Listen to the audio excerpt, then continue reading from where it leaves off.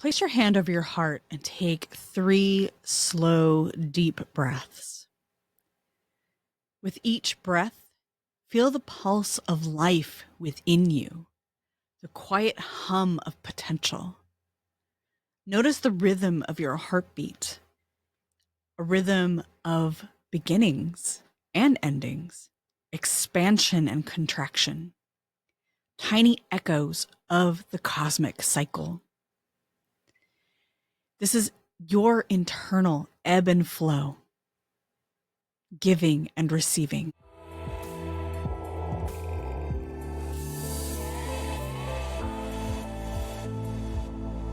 Welcome to our final week as we explore the Primordial Garden.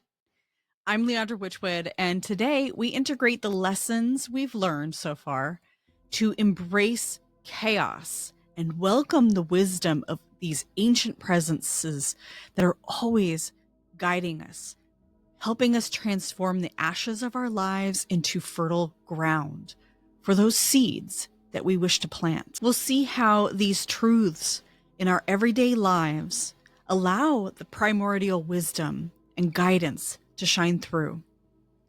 Each decision we make is an opportunity for expansion and growth. So if you're new here, let me explain the garden metaphor.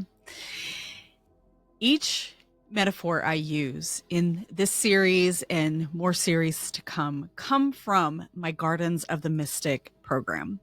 This is an 18-month program where we explore 18 unique gardens, metaphorically, as we work to better understand esoteric knowledge and occult knowledge.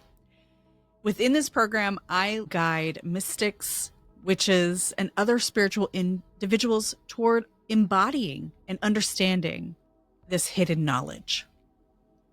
Each month, we explore the sacredness of ourselves as we work to improve our lives, our spiritual connections, and communities. Integration is the bridge between insight and real change, lasting change. It's one thing to understand the concept of chaos rebirthing new forms of existence. It's another to trust the process, to surrender to the curveballs it throws. As we leave the primordial garden, consider how we can apply these lessons. When faced with uncertainty, take a breath and remember that you stand on the threshold of a new beginning. You stand on fertile ground where you can plant your seed. When old structures collapse, collect their fragments. Collect them knowing that you'll become greater, more stable, healed in your next evolution. Remember, you are never alone in the void. When you feel lost, recall that silent support of our cosmic guides and ancestors. Even when it feels like no one around you is there for you, turn to these cosmic presences to help you through difficult situations. Daily routines are what help us more deeply connect with the ideas, energies, and habits we want to bring into our life. Let's bring this idea of chaos and surrendering to chaos into your daily routine, recognizing and acknowledging it as we move through our day. Because as we've learned through this series, that chaos has a lesson to teach us. When it's cropping up in our life, we need to pay attention to that message. What needs to change? What needs to be cleared away? Where does the wildfire need to touch the ground and burn away the old debris? So take a moment, if you can, close your eyes and picture your morning, your workspace, your relationships that you encounter in the morning, the people you encounter. Maybe run through your morning routine including the people you encounter, the people that you interact with on a daily basis. Within this routine, where can you release elements of resistance to change specifically? Where do you notice that chaos is making itself known? Where is chaos present in your routine? Can you welcome chaos as a teacher in these situations? Can you welcome chaos as a guide, helping you learn what needs to change, helping you learn to evolve into a better human?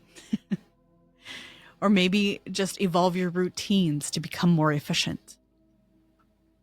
See yourself responding with openness, responding with creativity instead of fear and contradiction or contracting yourself against this message.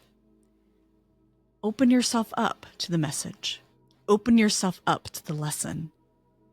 What do you find there? So when we learn to recognize the disruptions or the chaos that crops up in our life, when we learn to recognize this as a lesson rather than an irritant, an inconvenience, we can learn from the situations and we can learn to work with the situations to evolve them into something more coherent and productive. So yeah, it's time to get out your journal and write down the areas in your life you currently feel are unstable. Reflect on them. Again, like always, not judging. We're not reprimanding ourselves. The ugly, mean girl voice that pops up in our head, she's going to be silent right now.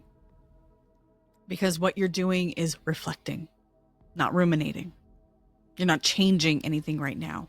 You're noticing the opportunities. I want you to notice how you can build, how you can shift, how you can evolve yourself, even when the sand is shifting, even when the storm is raging.